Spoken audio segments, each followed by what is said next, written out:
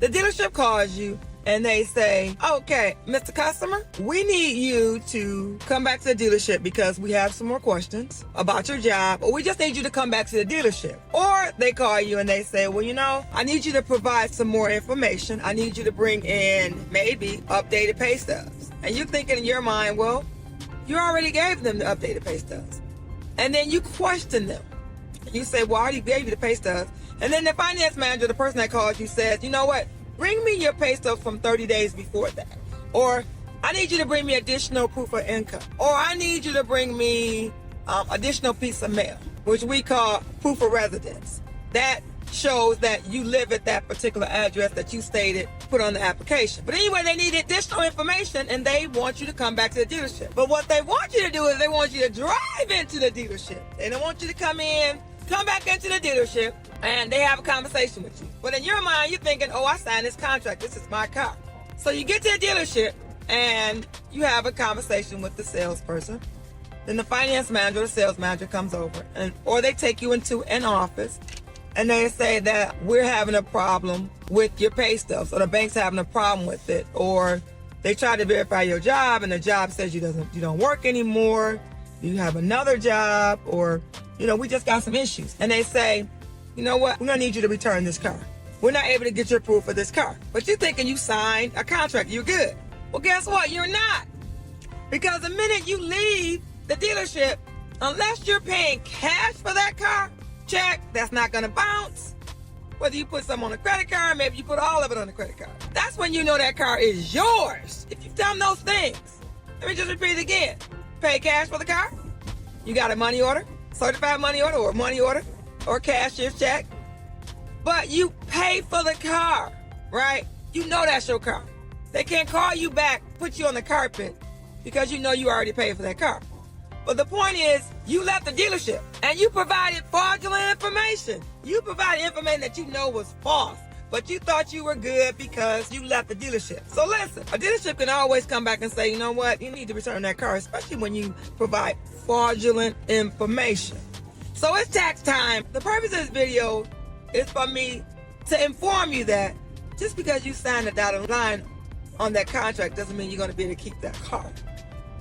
The dealership can come get their car. Now, they might not send one person or a salesperson. They may send the repo man or someone that repo cars to get that vehicle if you don't choose to bring it in. Let me give you an example of something happened to me. I had a customer provided pay stubs. Everything was verified up front through this bank, which I'm going to say the bank, Credit Acceptance. They had credit issues. Credit Acceptance is like our last resort bank that we use because we rather use other banks because Credit Acceptance they got the higher interest. You're going to pay more. Even though you're going to pay more to other banks too, just depends on your credit. But anyway, she provided everything. The verified income, the verified insurance, everything was good. But guess what? 2 weeks later, her friend came and got a car, and the person that got the car in their name was a co-signer on that loan. Co-signer. So here it is, 2 cars with one person connected to both cars. That person got a car by himself, then he co-signed for someone else. The second person didn't make their payment. What they did was, they didn't make their payment. They just said they lost income, they lost their job. They didn't make their first payment and second payment. Now mind you, Credit Acceptance accepted the first 2 payments from that other car. But what they did was they called for the first one to be due. Now, that's crazy, right? So the information that we found out after the fact was fraudulent that she provided, even though they verified it. But because of that second loan that they got, they didn't take the second loan, they took the first loan. They unraveled the deal. So my point is, if you don't provide fraudulent information to these banks, because right now times are different. We got recession. It's worse than what it was back when Obama was president. And then General Motors, Chrysler, filed bankruptcy. Now nobody's filing bankruptcy because they already did that before. So they're smarter. They're going to give you that higher interest rate. In Michigan, the highest that interest rate you can pay is 25%. But in other states, it might be 28. It depends on what the cap is in that state. So what I'm telling you is be careful providing fraudulent information. Because just signing that dotted line doesn't mean that the car belongs to you. Because you provided fraudulent information and the bank found out. So know this, just because you signed that line doesn't mean it's your car. So right now, because it's hard times, be smart before you make any investment or you do anything when it comes to buying a car. and you're providing false information. So what I'm telling you, stay on the up and up, because these banks are smarter than they ever have.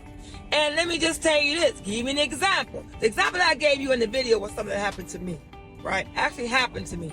Every time I do a video, or every time I have conversation, I'm sharing content, I like to put myself in that situation. Most of the time, situation has happened to me, and it's the real deal.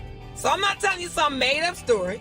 I'm not giving you a name, but I'm giving you a real live customer that it happened to, with me being the salesperson. So what we had to end up doing in that situation, the lady called herself hiding in the car for months, right?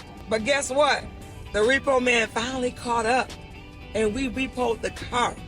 She came in and said that car was hers. And guess what?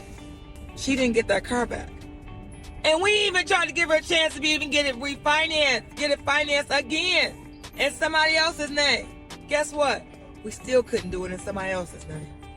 So what I'm telling you is, get on the up and up when you're doing things. Be smart about what you're doing and the things that you're providing these banks, because times will get worse before they get better.